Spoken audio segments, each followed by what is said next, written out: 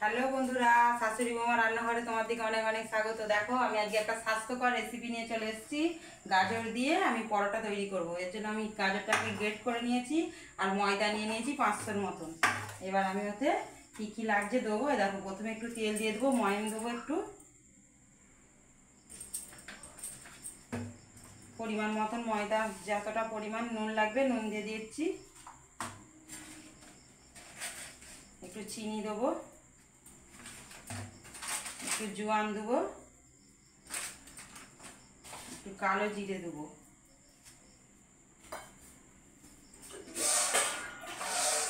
দিয়ে ময়দাটা আমি ভালো করে মিক্স করে নেব।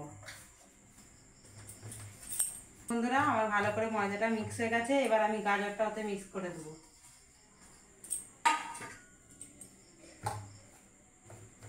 ভালো করে ডোটা তৈরি করে নেব।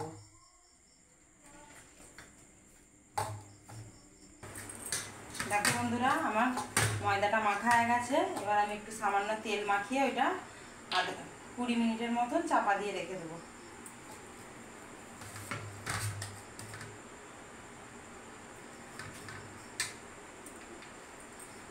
দেখো বন্ধুরা 20 মিনিট হয়ে গেছে। আমি এবার লেচিটা কেটে নেবো, নিয়ে একটা একটা করে পরোটা করে তোমার দিকে দেখাবো।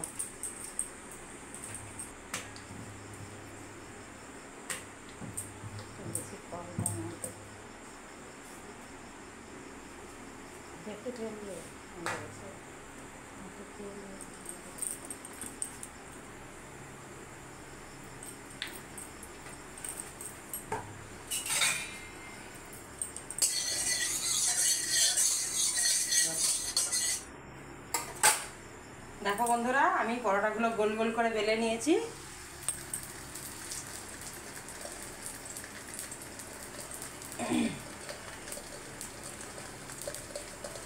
আমি আর একটা বেলে নেবো, এটা হতে হতে এটা ঠান্ডা যাবে, খেয়ে দেখি। দেখো বন্ধুরা আমার হয়ে গেছে একটা, আমি আরো একটা করে তোমার দিকে দেখাবো। দেখো বন্ধুরা পরোটাগুলো আমার কত সুন্দর ফুলছে।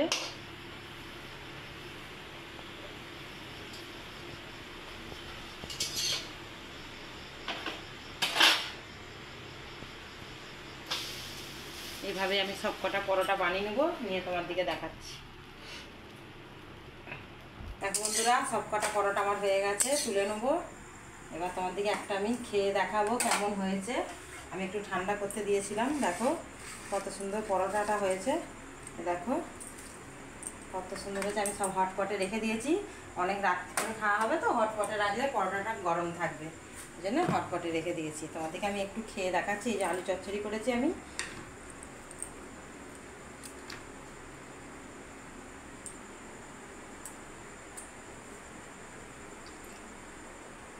দারুণ হয়েছে বন্ধুরা, তোমরা বাড়িতে বানিয়ে খেয়ে দেখো, কমেন্ট করো, ভালো লাগলে লাইক করো, শেয়ার করো, কমেন্ট করো, আমাদের পাশে থেকো।